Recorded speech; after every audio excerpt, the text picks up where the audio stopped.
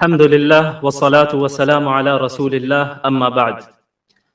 سب سے پہلے میں تمام پارٹیسپینٹس کا اس رمضان ورکشاپ میں استقبال کرتا ہوں، اور یہ اللہ کا بہت بڑا فضل ہے۔ ہمیں اس پر اللہ کا شکر ادا کرنا چاہیے کہ اللہ نے ہمیں رمضان سے پہلے رمضان کی تیاری کرنے کے طریقے کے متعلق سننے کی توفیق عطا فرمائی، کہ اللہ رب العالمین نے ہمیں یہ توفیق دی ہے کہ ہم اس ورکشاپ میں جوائن ہوں۔ ظاہر ہے جو حضرات بھی جوائن ہوئے ہیں ان کے اندر یہ خواہش ہے کہ ہم کس طریقے سے اپنے آنے والے رمضان کو زیادہ سے زیادہ بہتر بنا سکیں، اور کس طریقے سے آنے والے رمضان میں ہم اللہ کو زیادہ سے زیادہ راضی کر سکیں۔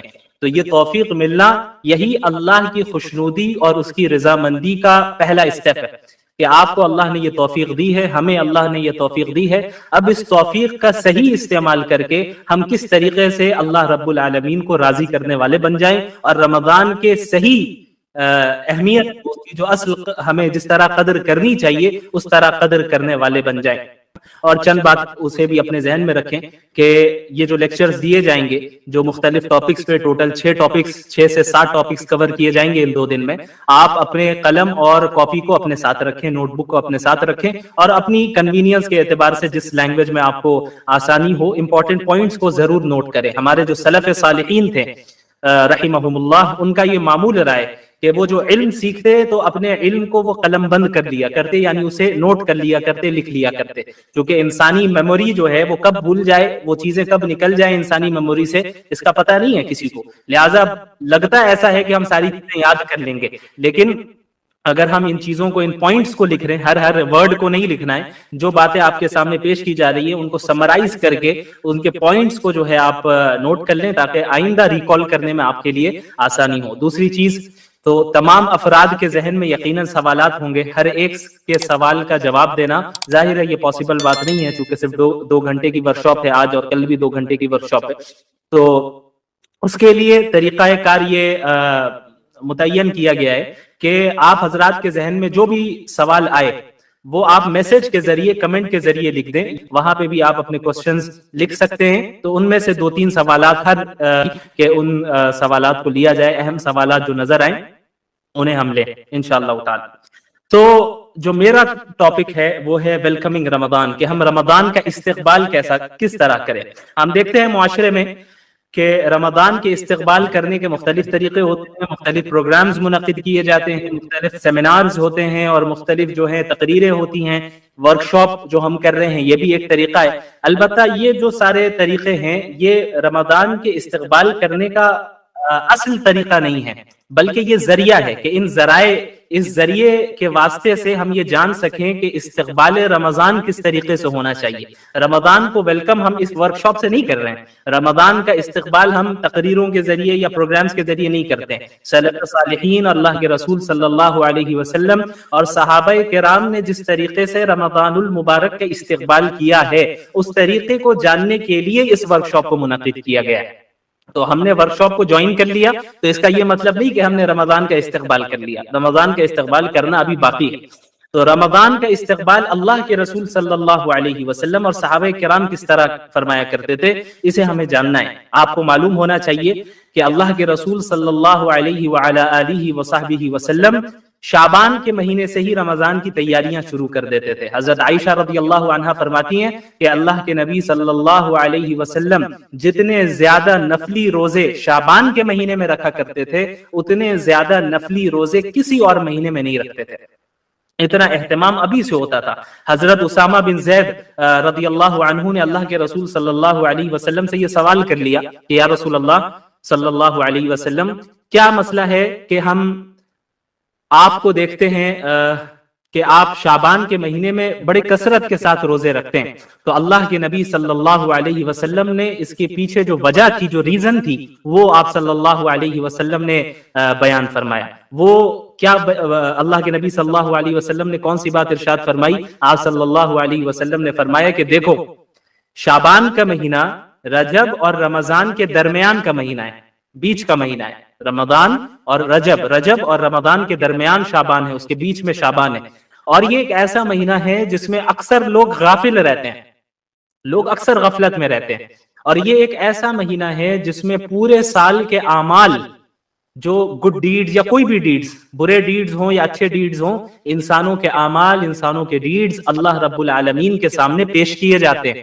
تو مجھے یہ بات پسند ہے کہ میرے اعمال، میرے ڈیڈز اللہ کے نبی اللہ رب العالمین کے پاس اس حال میں پیش کیے جائیں کہ میں روزے سے رہوں۔ تو آپ صلی اللہ علیہ وسلم نے اس میں شعبان کی اہمیت بھی بیان کر دی، اور یہ بھی بیان کر دیا کہ رمضان کی تیاری ہمیں شعبان سے ہی شروع کر دینی ہے۔ تو آپ صلی اللہ علیہ وسلم روزے بھی رکھنا شروع کر دیتے اور عبادات بھی کثرت سے کرتے۔ کیوں؟ کیونکہ ظاہر ہے رمضان کا ایک ایک منٹ بڑا قیمتی ہے۔ اب عموماً کیا ہوتا ہے؟ عموماً یہ ہوتا ہے کہ جب ہم رمضان کے پورے سال ہم نے تو روزے رکھے نہیں، نفلی روزوں کی عادت رہی نہیں، اب رمضان سے جب ہم نے روزہ رکھنا شروع کیا تو شروع کے ایک ہفتے تو ہمیں روزے سے اور عبادات سے یوز ٹو ہونے میں ہی لگ جاتا ہے۔ تو شروع میں طبیعت بھی خراب ہوتی ہے، روزے رکھنے سے طبیعت بھی بگڑ جاتی ہے، چونکہ ابھی پورے سال ہم نے رکھا نہیں، ہمیں اس کی عادت ہی نہیں رہی۔ تو اب ہم نے جب روزے رکھنا شروع کیا ایک سال کے بعد، تو پھر ہمارے جسم میں بھی ہمیں تکلیف ہونے لگی، طبیعت بھی خراب ہونے لگی، اور پھر ایکٹیو بھی ہم زیادہ نہیں رہ پائے۔ تو اس روزے سے یوز ٹو ہوتے ہوتے تقریباً ایک ہفتہ رمضان کا گزر جاتا ہے، اس کے بعد پھر ہم عادی ہو جاتے ہیں روزے کے۔ لیکن اس کی وجہ سے کیا ہوا، شروع کے ایک ہفتے میں جس طرح ہمیں اللہ کی زیادہ سے زیادہ عبادت کرنی چاہیے تھی، اس میں ہم پیچھے رہ جاتے ہیں۔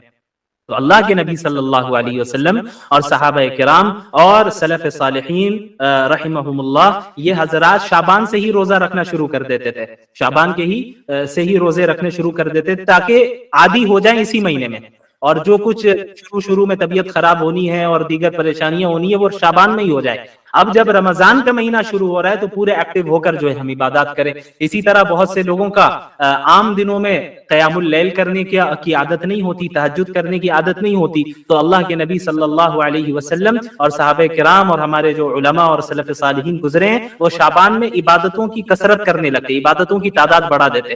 رمضان میں جو معمولات اور جو شیڈیول عبادتوں کی ہوتی ہے، اس سے ملتے جلتے شیڈیول پر وہ عمل کرنے شعبان سے ہی لگ جاتے، تاکہ رات کی نمازوں کی بھی عادت شعبان میں ہی لگ جائے، رمضان میں جا کے جو ہے وہ پریشانی نہ ہو۔ تو رمضان المبارک کا استقبال بھی ہمیں اسی طریقے سے کرنا ہے۔ تو سب سے پہلی چیز تو یہ ہے کہ اپنی نیت کو خالص کریں، اور اس چیز کو ذہن سے نکال دیں کہ اس آنے والے رمضان کو ہم رسم و رواج کی طرح نہیں گزاریں گے کہ ہر سال رمضان آ رہا ہے، بس وہ افطار پارٹی ہوتی ہے، سحری کرنا ہے، رات میں گھومنا ہے، تراویح پڑھنی ہے امام صاحب کے پیچھے، اور دن بھر میں روزہ رکھنا ہے، بس یہی ہے۔ تو ہم نے ایک رسم بنا لیا ہے اس کو کہ بھئی یہاں سب کر رہے ہیں تو ہم بھی کرنا ہے۔ تو اس چیز کو سب سے پہلے کلیئر کریں اپنے ذہن میں کہ ہم رسم کے طور پہ روزہ نہیں رکھتے، ہم اسے عبادت سمجھ کے رکھتے ہیں، اور اس کے پیچھے جو جو فضائل ہیں اور جو جو اہمیت ہے اس کو ذہن میں رکھتے ہوئے کرتے ہیں۔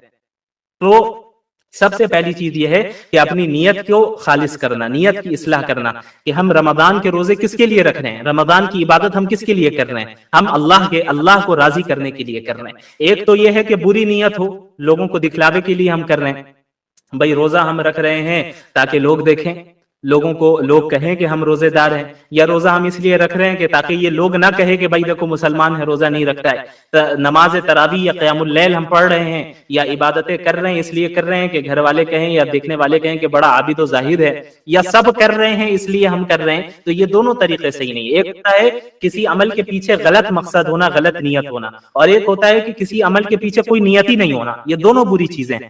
نیت کا نہ ہونا، بس چونکہ سب کر رہے ہیں تو ہم بھی کر رہے ہیں، یہ کوئی اچھی نیت نہیں ہے، یہ کوئی اچھا طریقہ نہیں ہے کہ بس آپ نے لوگوں کو دیکھ کر جو ہے فالو کرنا شروع کر دیا، اور اس کی جو اہمیت ہے اس کو اپنے ذہن میں مستحضر نہیں کیا، اس کو اپنے ذہن میں پریزنٹ نہیں رکھا، اور بری نیت ہو تو یہ بھی بڑی خطرناک چیز ہے۔ تو ہماری نیت کیا ہونی چاہیے؟ ہماری نیت یہ ہونی چاہیے کہ ہم رمضان میں تمام عبادتوں کو، چاہے وہ روزہ ہو یا رات کی نماز ہو یا اس کے علاوہ غریبوں کے درمیان صدقہ و خیرات کرنا ہو، افطار کرانا ہو یا سحری کرنا ہو یا نمازوں کا اہتمام ہو، صدقات کا اہتمام ہو، ذکر و اذکار کا اہتمام ہو، یہ سب ہم صرف اللہ کو راضی کرنے کے لیے کر رہے ہیں، اور اس لیے کر رہے ہیں کہ اللہ سے تقرب حاصل ہو جائے۔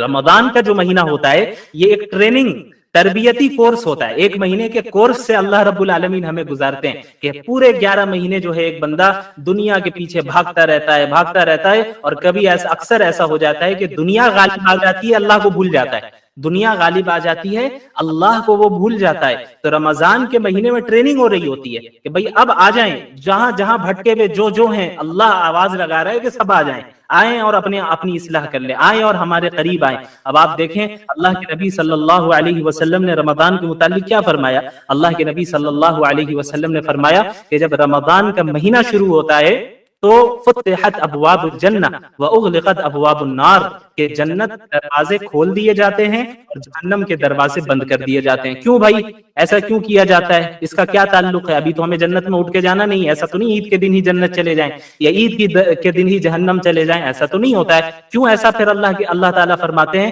ایسا اس لیے کرتے ہیں چونکہ یہ رمضان کا پروٹوکول ہے. یہ رمضان کا پروٹوکول ہے کہ رمضان کی ابتدا ہوگی، جنت کے دروازے سارے دروازے کھول دیے جائیں گے اور جہنم کے سارے دروازے بند کر دیے جائیں گے. یہ انڈیکیشن ہے، انڈیکیٹ کرتے ہیں اللہ رب العالمین اس چیز کی طرف کہ اب میری رحمت کا دروازہ پہلے سے زیادہ کھل چکا ہے. تو جتنے بھٹکے ہوئے ہو تم، جتنے بڑے گناہ تم نے اپنے پاس میں کر رکھے ہوں، آؤ اب رجوع کر لو، آؤ اور اب توبہ کر لو، آؤ اور اپنی اصلاح کر لو، میں تمہاری مغفرت فرماؤں گا. اسی لیے اللہ کے نبی صلی اللہ علیہ وسلم کی حدیث میں، حدیث قدسی ہے، جس میں اللہ رب العالمین نے کیا فرمایا ہے کہ لو بلغت ذنوبک عنان السماء، تمہارے گناہ آسمانوں تک کیوں نہ پہنچ جائے. یہ شیطان کے بہکانے کا طریقہ ہے. شیطان کا ایک بہت بڑا ٹریپ ہے یہ، اس کو ذہن میں رکھیں کہ وہ انسان کے ذہن میں یہ بات ڈالتا ہے کہ بھئی تم تو پورے سال گناہ کرتے آئے، تم نے جو اپنے پاس میں فلاں گناہ کیا ہے، تم نے جو ہے غلط تعلقات رکھے، تم نے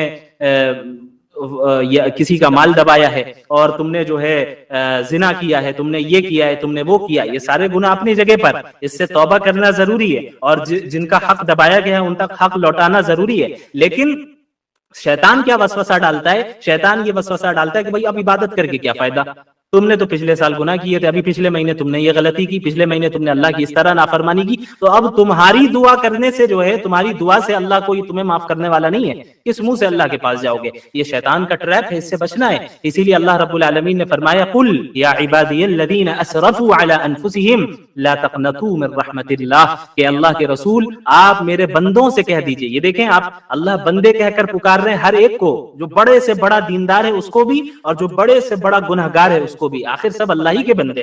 اللہ فرما رہے ہیں کہ آپ میرے بندوں سے کہہ دیجئے لا تقنطوا من رحمت اللہ، کہ تم اللہ کی رحمت سے مایوس نہ ہو، اللہ کی مرضی سے مایوس نہیں ہونا ہے. کیوں؟ کیونکہ مایوسی تو یہ کفار کا طریقہ ہے، مایوسی یہ مسلمانوں کا طریقہ نہیں ہے. لا تقنطوا من رحمت اللہ ان اللہ یغفر الذنوب جميعا، اللہ رب العالمین تمام گناہوں کو معاف کر دیتا ہے. انہ هو الغفور الرحیم، یقیناً اللہ رب العالمین بار بار معاف کرنے والا اور بار بار رحم کرنے والا ہے. ایک انسان سے گناہ ہو جائے وہ توبہ کرے، توبہ کا دروازہ موت تک کھلا ہے ہم سب کے لیے. اللہ کے نبی صلی اللہ علیہ وسلم نے فرمایا کل بنی آدم خطاؤون وخیر الخطائین التوابون، کہ تمام انسان گناہگار ہیں، تمام انسان گناہگار ہیں، اور سب سے بہترین گناہگار وہ ہیں جو بار بار توبہ کرے، بار بار اللہ کی طرف رجوع کرے. تو جب ہم توبہ کر رہے ہوں تب تو پکا عزم ہونا چاہیے کہ آئندہ کبھی نہیں کرنا ہے، کبھی نہیں کرنا ہے. لیکن نفس اگر کبھی ان فیوچر غالب آ جائے یا شیطان کے وسوسے سے انسان مغلوب ہو جائے تو اور گناہ کر بیٹھے، تو اس کا یہ مطلب نہیں کہ اب چونکہ توبہ ٹوٹ گئی ہے اب کوئی ریٹرن ہونے کا دروازہ نہیں، ایسا نہیں ہے. پھر آپ اسی پکے عزم کے ساتھ توبہ کریں.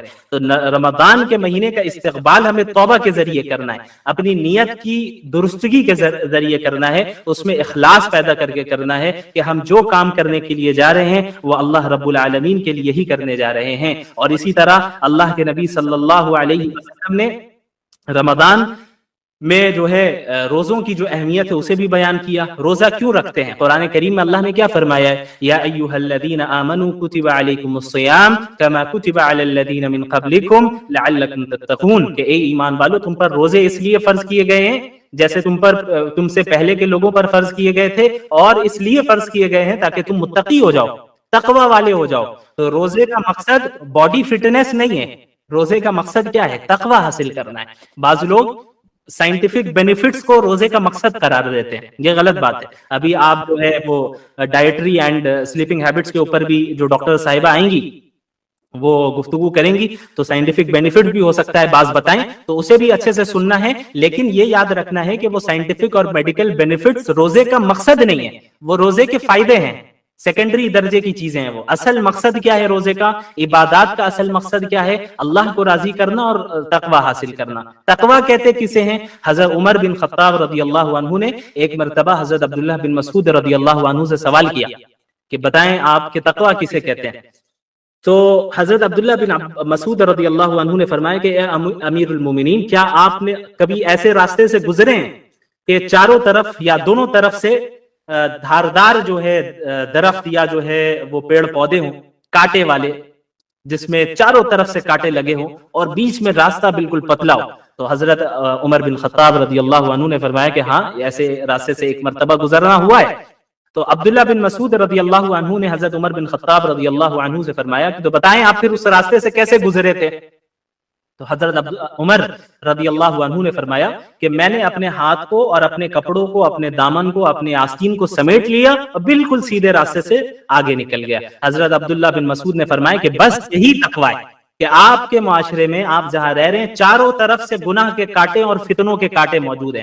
آپ اپنی دنیا کو سمیٹ لیں، اپنے آپ کو سمیٹ لیں، ان فتنوں سے نہ اپنی آستین کو پھنسائیں، نہ اپنے دامن کو پھنسائیں، نہ اپنے ہاتھ کو، نہ اپنے جسم کے کسی حصے کو پھنسائیں. اپنے آپ کو سمیٹ کر بس صراط مستقیم پر سیدھا چلتے چلے جائیں. یہی تقوی ہے، یعنی اللہ کا لحاظ رکھنا، اللہ کا لحاظ رکھنا، گناہوں سے اپنے آپ کو دور رکھنا، یہ جو ہے تقوی ہے.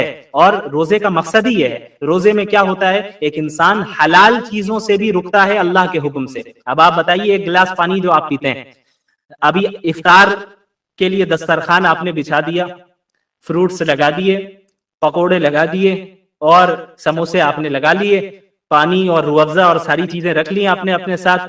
پانی موجود ہے، اس ایک گلاس ہے جس میں وہ پانی ہے جسے آپ کو پینا ہے، لیکن ابھی مغرب کا وقت نہیں ہوا ہے، تو ابھی آپ کے لیے وہی پانی پینا جائز نہیں ہے، حرام ہے. لیکن جیسے ہی مغرب کا وقت ہوگا تو وہی پانی پینا، وہی پانی جو اسی گلاس میں رکھا ہے وہی آپ کے لیے جائز ہو جائے گا، بلکہ ضروری ہو جائے گا، کیونکہ آپ کو روزہ بھی ٹائم پہ کھولنا ہے. تو یہ آخر کیا مسئلہ ہے؟ پانی تو وہی ہے، کوئی الگ پانی تو نہیں ہے. وہ پانی جو ابھی 1 منٹ پہلے جس کو پینا جائز نہیں تھا، اب 1 منٹ کے بعد اس کو پینا جائز ہو گیا، بلکہ ضروری ہو گیا. یہ آخر کیا مسئلہ ہے؟ ایسا کیوں ہوا؟ یہ اللہ کے حکم کی وجہ سے ہوا. یہ اصل اللہ کا حکم ہے. اللہ کا حکم جہاں کہے گا، اللہ نے جہاں کہہ دیا یہاں رک جاؤ، بس ہمیں رک جانا ہے. اللہ نے جہاں کہہ دیا بس آگے بڑھو، ہمیں آگے بڑھنا ہے. یہ ہے ایک متقی مومنین کی صفت، متقی کی صفت اور مومن کی صفت، کہ اللہ کے حکم کے سامنے ہر چیز کو سرنڈر کر دینا ہے، اپنی چیز کو، اپنی خواہشات کو پیچھے ڈال دینا ہے. تو رمضان میں تربیتی کورس ہے، یہ ٹریننگ ہوتی ہے پورے سال کے لیے. کیا ٹریننگ ہوتی ہے؟ کہ جس طریقے سے رمضان کے مہینے میں آپ اللہ کے حکم سے حلال چیزوں سے رک رہے ہیں ٹیمپرری طور پہ، صبح صادق سے لے کر غروب وقت تک آپ کھانے پینے سے اور سیکشول ریلیشن سے آپ اپنے آپ کو دور رکھ رہے ہیں، رکھنا ہے، ضروری ہے، فرض ہے، ورنہ آپ گنہگار ہوں گے. اللہ کے حکم سے جو ہے آپ نے حلال چیزوں کو وقتی طور پہ آپ اپنے آپ کو آپ نے دور کر لیا. تو یاد رکھیے، پورے سال رمضان کے علاوہ باقی 11 مہینوں میں بھی وہ چیزیں جو اللہ نے آپ پر پرماننٹلی حرام کی ہیں، اللہ کے حکم کے پیش نظر اس سے بھی دور رہنا ہے. یہ ہے ٹریننگ. رمضان کا اصل مقصد یہ ہے. لیکن ہمارے یہاں رمضان کو بس ایک کھیل کود اور ایک جو ہے بس کھانے پینے کا مہینہ بنا دیا گیا ہے. ہمارے یہاں بس جو ہے خواہ کے نعروں اور جو ہے خواہ کے پروگرامز اور افطار پارٹی اور سحری پارٹی، ہم بس اسی میں رہتے ہیں. یہ جو ہے یہ جو ہمارے ذہن میں وسوسے آتے ہیں، یہ شیطانی وسوسے جو رمضان سے پہلے اور زیادہ آتے ہیں، کیونکہ شیطان کو پتہ ہے کہ ابھی رمضان آئے گا، مجھے قید کر لیا جائے گا. اللہ کے نبی صلی اللہ علیہ وسلم نے فرمایا کہ وَصُفِّدَتِ الشَّيَاطِينَ، کہ شیاطین کو رمضان کے مہینے میں قید کر دیا جاتا ہے. جو سرکش شیاطین ہوتے ہیں، جن کا کام ہوتا ہے لوگوں کو ایمان سے اور اسلام سے دور کرنا، انہیں قید کر دیا جاتا ہے. تو شیطان بھی رمضان سے پہلے بندوں کی، اپنے چیلوں کی اور اپنے ایجنٹس کی ٹریننگ کر کے جاتا ہے. میں تو جا رہا ہوں، تمہیں اپنا باقی کام کرنا ہے، 1 مہینے کے لیے تمہارے حوالے.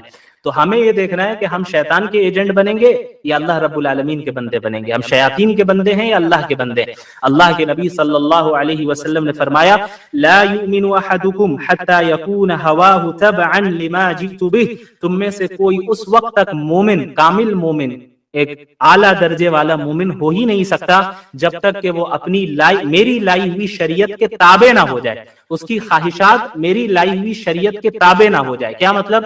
کہ ایک اللہ کے نبی صلی اللہ علیہ وسلم نے فرمایا کہ ایک انسان اس وقت تک اعلیٰ درجے کا مومن ہو نہیں سکتا جب تک کہ اس کے ڈیزائرز کتاب و سنت کے موافق اور اس کے مطابق نہ ہو جائے.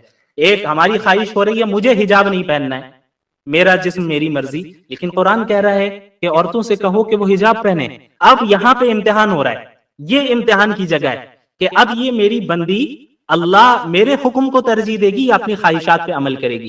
رسول اللہ بیان کر کے چلے گئے صلی اللہ علیہ وسلم کہ مومن تو اس وقت ہو گئے جب اپنے ان ڈیزائرز کو، جو ڈیزائرز اللہ کے احکامات سے اور اللہ کے آرڈر سے ٹکراتے ہوں، ان ڈیزائرز کو چھوڑ کر اللہ کے حکم کو تم ترجیح دو اور اسے ایکسپٹ کرو. یہاں امتحان ہے. اللہ نے فرما دیا کہ بھئی میرے مومن بندوں سے کہو کہ وہ نمازوں کی پابندی کرے، وہ عورتوں کے حقوق ادا کرے. مردوں سے کہو عورتوں کے حقوق ادا کرے. مردوں سے کہو کہ میری اطاعت کرے، گناہوں میں ملوث نہ ہو. اور تمام بندے بندیوں سے کہو کہ اپنے نظروں کی حفاظت کرے، اپنے آپ کو گناہوں سے رکھے، گناہوں سے دور رکھیں اور ہماری اطاعت کرے. اور اب میری کوئی ایسی خواہش ہو رہی ہے، پرسنل ایسی ڈیزائر ہے، ایسا یا ایسی کوئی خواہش ہے جو اللہ کی شریعت سے ٹکرا رہی ہے، تو ایک مومن اپنے ڈیزائر کو اور اپنی خواہشات کو ایسے موقع پر ردی کی ٹوکری میں ڈالتا ہے.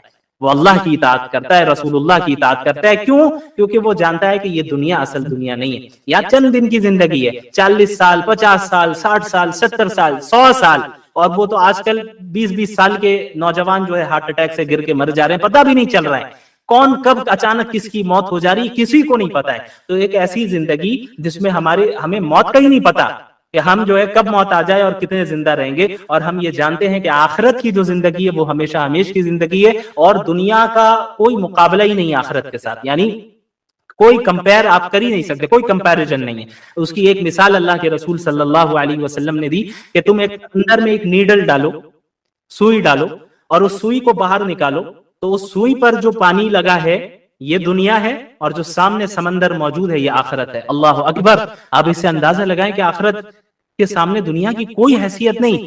اور جنت کی وہ نعمتیں جو اللہ کو فالو کرنے میں ہمیں ملیں گی. اللہ کے نبی صلی اللہ علیہ وسلم نے فرمایا ما لا عین رأت ولا اذن سمعت ولا خطر على قلب بشر، کہ جنت ایک ایسی جگہ ہے جسے کسی آنکھ نے نہیں دیکھا، جس کے بارے میں کسی کان نے نہیں سنا، اور وہ انسانوں کے امیجنیشن سے باہر ہے. آپ امیجن کریں، آپ کے امیجنیشن میں آپ لائیں جنت، آپ کتنی لگژریس لائف کو تصور کر سکتے ہیں، امیجن کر سکتے ہیں. جتنی لگژریس لائف کو آپ تصور کر سکتے ہو وہ جنت نہیں ہے، جنت اس سے بہت اعلیٰ ہے. کیوں؟ انسان کی امیجنیشن سے باہر ہے، انسان کے تصور سے باہر ہے.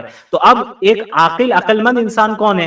جو اس دنیا کی حقیر نعمتوں کو اس آخرت کے لیے قربان کر دے. ہم یہ نہیں کہہ رہے ہیں کہ دنیا انسان کو نہیں کمانا ہے، دنیا بھی کمانا ہے، مسلمان کو ہر فیلڈ میں رہنا ہے، لیکن اور اپنی خواہشات پہ بھی عمل کر سکتے ہیں، لیکن اس وقت تک جب تک وہ اسلام کی باؤنڈریز کے اندر ہو. ایسی خواہش، ایسی دنیا کمانا جو اسلام کی باؤنڈریز سے باہر نکل جائے اور ہمیں لے جائیں، یہ جائز نہیں ہے. اس سے اپنے آپ کو دور رکھنا ہے. تو روزے کا مقصد ہی یہ ہے، روزے کا مقصد ہی یہ ہے کہ ہمارے اندر تقوی پیدا کرے، اور ہمارے اپنے اندر اللہ کا لحاظ اور اللہ کا ڈر پیدا کرے. جس طرح اس رمضان میں اللہ کے احکامات کے پیش نظر تم بہت سی چیزوں کو چھوڑتے ہو، اسی طرح پورے سال تمہیں اللہ کے منع کردہ چیزوں سے، اللہ کی منع کردہ چیزوں سے، پروہیبٹڈ چیزوں سے اپنے آپ کو دور رکھنا ہے. اسی لیے روزہ بھی جو ہے فرض کیا گیا. اور اللہ کے نبی صلی اللہ علیہ وسلم نے فرمایا من صام رمضان ایمانا واحتسابا غفر له ما تقدم من ذنبه، کہ جو شخص ایمان کے ساتھ اور اللہ سے اجر کی امید رکھتے ہوئے رمضان کے روزے رکھے گا، اس کے پچھلے تمام گناہوں کو اللہ رب العالمین معاف کر دے گا. اس میں ظاہر ہے گناہ صغیرہ اور گناہ کبیرہ کے لیے توبہ چونکہ ضروری ہے، انسان توبہ بھی رمضان میں کرتا ہی ہے. تو اس طریقے سے رمضان گزرے گا اور اس کے پورے گناہ معاف ہو چکے ہوں گے. تو یہ کتنی بڑی فضیلت ہے. اسی طرح رمضان میں رات کی نمازیں ہوتی ہیں جسے ہمارے معاشرے میں تراویح کہتے ہیں، اس کا اہتمام بہت ضروری ہے. اللہ کے نبی صلی اللہ علیہ وسلم کی یہ سنت ہے، سنت مؤکدہ ہے، اور سنت مؤکدہ کو بلا وجہ چھوڑ دینا یہ اچھی بات نہیں ہے، یہ درست نہیں ہے، اللہ کی پکڑ ہو سکتی ہے. اور یاد رکھیے جس طریقے سے مردوں کے لیے سنت مؤکدہ ہے اسی طریقے سے عورتوں کے لیے بھی سنت مؤکدہ ہے. ہمارے معاشرے میں کیا ہوتا ہے، عموماً عورتیں پڑھتی ہی نہیں ہیں اس نماز کو کہ بھئی ہمارا تو انتظام نہیں ہے. کہیں انتظام ہو نہ ہو آپ کو گھر میں پڑھنا ہے، آپ گھر میں پڑھیں، اکیلے پڑھنا ہو اکیلے پڑھیں. آپ کو صرف آخر کی 2 صورتیں یاد ہوں اسی کو دوہرا دوہرا کے پڑھے، لیکن رات کی نمازوں کی جو ہے بڑی اہمیت ہے رمضان میں۔ اللہ کے رسول صلی اللہ علیہ وسلم نے فرمایا من قام رمضان ایمانا واحتسابا غفر له ما تقدم من ذنبه، کہ جو شخص رمضان میں قیام کرے گا، نمازیں پڑھے گا رات میں، اللہ کے سامنے کھڑا ہوگا، یا دوسرے الفاظ میں کہہ لیں جسے ہم تراویح کہتے ہیں، تراویح پڑھے گا اور ایمان کے ساتھ پڑھے گا اور اجر کی امید رکھتے ہوئے پڑھے گا، تو اللہ رب العالمین اس کے تمام گناہوں کو معاف کر دے گا۔ روزے کی بھی یہ فضیلت اور قیام اللیل کی بھی یہ فضیلت، کتنی بڑی فضیلت! لیکن بڑے افسوس کی بات ہے ہمارے معاشرے میں چند افراد ایسے ہیں جو امت کو اللہ سے نہیں جوڑتے ہیں، امت کو وہ توڑنا چاہتے ہیں۔ اسی لیے آپ دیکھتے ہیں کہ جیسے رمضان کا مہینہ آیا فوراً لڑائیاں شروع ہو گئی، تراویح 8 رکعت یا 20 رکعت، 20 رکعت بدعتی، 8 رکعت بدعتی۔ یہ بدعتی اور مشرک اور یہ سارے کافر ہونے کا جو ٹرینڈ چل پڑا ہے ہمارے یہاں، یہ بڑے خطرے کی چیز ہے۔ یہ چیزیں ہم لوگوں کو اصل مقصد سے پھیرنے کے لیے، ہمارا اصل مقابلہ تو کفار کے ساتھ ہے، اصل مقابلہ ان دشمنان دین کے ساتھ ہے جو ہمارے مسجد اقصی کو قبضہ کرنا چاہتے ہیں، اور وہ ایسے ہیں جو حرمین کو ختم کرنا چاہتے ہیں، وہ ایسے ہیں کہ جو چاہتے ہیں کہ مسلمان کرسچن بنے یا نہ بنے، کم از کم مسلمان نہ رہے۔ وہ نہیں چاہتے کہ آپ اسلام پہ رہے، ان کا کام ہے کہ آپ کے درمیان انتشار پیدا کرنا۔ تو یاد رکھیے رمضان میں ان فضول بحثوں میں نہ پڑے۔ یہ کوئی 8 پڑھنے والا ہو یا 20 پڑھنے والا ہو، اس سے طے نہیں ہوگا کون جنت میں جائے گا کون جہنم میں جائے گا۔ جنت اور جہنم کا مدار صحیح عقیدے اور اعمال صالحہ پر ہے، صحیح عقائد اور اعمال صالحہ پہ۔ باقی جو سب ایشوز ہوتے ہیں اسلام کے، جو فروعی مسائل ہوتے ہیں، سب ایشوز ہوتے ہیں، اس میں علماء کے درمیان اختلاف ہوتے ہیں، اس میں اختلاف کی گنجائش رکھنی چاہیے۔ اس کا سب سے اچھا حل یہ ہے کہ اگر آپ 8 ایسے اسکول آف تھاٹ سے تعلق رکھتے ہیں جس میں تراویح کی نماز 8 ہی رکعت ہے اور تراویح تہجد ایک ہی کو مانتے ہیں، ٹھیک ہے آپ اس پہ عمل کریں۔ اگر آپ اس پہ عمل کر رہے ہیں تو کوئی کافر اور مشرک نہیں ہو جائے گا، یہ آپ کے طریقہ استدلال ہے، آپ کے پاس اپنی کوئی دلیل ہوگی۔ لیکن جو 20 پڑھ رہے ہیں ان کو آپ پریشان کرنے لگ جائیں تو یہ طریقہ غلط ہے۔ اسی طرح اگر آپ کوئی ایسے اسکول آف تھاٹ سے تعلق رکھتے ہیں جس کے نزدیک 20 رکعت پڑھنا تراویح یہ مشروع ہے، یہ مسنون طریقہ ہے، اور پھر تہجد کی نماز الگ ہے، تو ٹھیک ہے آپ اس پہ عمل کریں۔ آپ کے پاس یقیناً آپ کی اپنی دلیل ہے اور کتاب و سنت سے اور سلف صالحین سے ہی آپ کی دلیل ہے، آپ اس پہ عمل کریں۔ لیکن جو 8 کا قائل ہے اب انہیں مشرک اور بدعتی قرار دینے لگ جائیں تو پھر یہ طریقہ بھی صحیح نہیں ہے، چونکہ یہ مسئلہ بھی کیا ہے، ایک فرعی مسئلہ ہے، میجر ایشو نہیں ہے اسلام کا، یہ مائنر ایشو ہے، سب ایشو ہے، فروعی مسائل جسے ہم کہتے ہیں۔ تو فروعی مسائل میں اور سب ایشوز میں جہاں اختلاف اور ڈیفرنٹ اوپینینز کی گنجائش وہاں رہنے دیں۔ آپ یہ لڑائیوں میں اگر الجھیں گے تو آپ اپنے رمضان کو برباد کر کے رکھ دیں گے، وقت ہاتھ سے نکل جائے گا۔ کئی سلف صالحین نے اس کی وضاحت کی ہے کہ اگر کسی مردے کو ابھی زندہ کر دیا جائے، سلف صالحین کا قول ہے، حدیث نہیں ہے، یہ یاد رکھیے گا، سلف صالحین میں سے کسی عالم دین کا قول ہے، ان کا نام اس وقت میرے ذہن میں نہیں آ رہا ہے، بڑے مشہور عالم ہیں، جنہوں نے کہا کہ اگر کسی مردے کو زندہ کر دیا